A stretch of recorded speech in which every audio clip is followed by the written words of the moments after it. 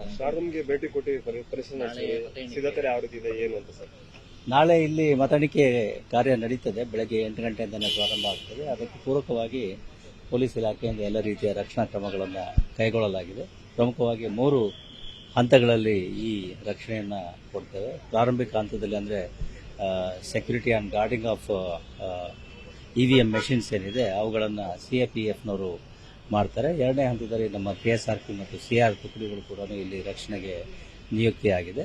ಅದರ ಜೊತೆಗೆ ಸಿವಿಲ್ ಪೊಲೀಸರು ಕೂಡ ಇಲ್ಲಿ ಕಾನೂನು ಸುವ್ಯವಸ್ಥೆ ಕಾಪಾಡಲಿಕ್ಕೆ ಮತ್ತು ಸೂಕ್ತವಾದಂಥ ರೆಗ್ಯುಲೇಟರಿ ವ್ಯವಸ್ಥೆಗಳನ್ನು ಮಾಡಲಿಕ್ಕೆ ನಾಳೆ ಇಲ್ಲಿ ನಿಯುಕ್ತಿ ಮಾಡಲಾಗಿದೆ. DCP ಮಟ್ಟದ ಅಧಿಕಾರಿಗಳು ಒಬ್ಬರು ಇದರ ಮೇಲುಸ್ತುವಾರಿಯನ್ನು ವಹಿಸ್ತಾರೆ ಮತ್ತು ಅವಶ್ಯಕವಾಗಿರ್ತಕ್ಕಂಥ ACPಗಳು ಮತ್ತು ಇತರ ಎಲ್ಲ ಸಿಬ್ಬಂದಿಗಳನ್ನು ಇಲ್ಲಿ ಕೊಡಲಾಗಿದೆ.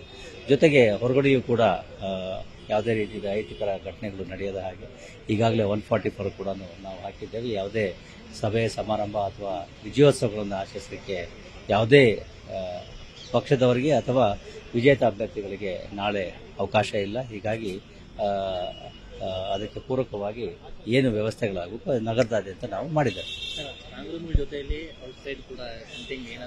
ಅದೇ ಹೇಳಿದ್ನಲ್ಲ, ನಗರದ ಎಲ್ಲ ಕಡೆಗಳಲ್ಲೂ ಕೂಡ ಆಯಾ ಕಠಿಣ ಸ್ಥಳಗಳಲ್ಲಿ ಎಲ್ಲ ಕಡೆಗಳಲ್ಲಿ ಕೂಡ KSRP CRಗಳನ್ನು ನಿಯುಕ್ತಿ ಮಾಡಲಾಗಿದೆ. ಜೊತೆಗೆ ನಮ್ಮ ಸಿವಿಲ್ ಅಧಿಕಾರಿಗಳು, ಸೆಕ್ಟರ್ ಮೊಬೈಲ್ಗಳು, ಹೋಮ್ ಗಾರ್ಡ್ಗಳು ಎಲ್ಲ ರೀತಿಯ ವ್ಯವಸ್ಥೆಗಳನ್ನು ಮಾಡಲಾಗಿದೆ. ನಿಯೋಜನೆ ಸರ್ ಅಂದಾಜಲ್ಲಿ ಮ್ಯಾಥ್ಸ್ ಬಹಳ ಪೂರ್ಣ. ನ್ಯೂಸ್ ಫಸ್ಟ್ ನಿರ್ಭೀತಿಯಿಂದ ನಿಮ್ಮ ಪರವಾಗಿ.